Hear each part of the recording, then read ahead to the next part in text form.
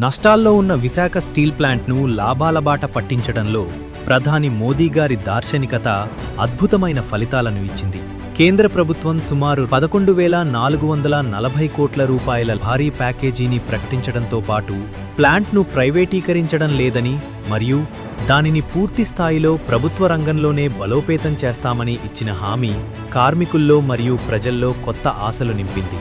ప్రధాని మోదీ గారి చొరవతో ముడిసరుకు కొరత తీరి ఉత్పత్తి పెరగడం వల్ల 2026 జనవరి నాటికి ఈ ప్లాంట్ 54 కోట్ల రూపాయల లాభాన్ని ఆర్జించి రికార్డు సృష్టించింది. ముఖ్యమంత్రిగా మరియు ప్రధానమంత్రిగా 8,930 రోజులకు పైగా సుదీర్ఘకాలం పదవిలో ఉండి దేశాభివృద్ధికి అంకితమైన మోదీ గారు విశాఖ ఉక్కును ఆత్మనిర్భర్ భారత్లో భాగంగా ప్రపంచస్థాయికి చేర్చుతున్నారు. ఆయన కృషితోనే విశాఖ స్టీల్ ప్లాంట్ నేడు ఆంధ్రప్రదేశ్ ఆర్థిక వ్యవస్థకు వెన్నెముకగా నిలుస్తోంది.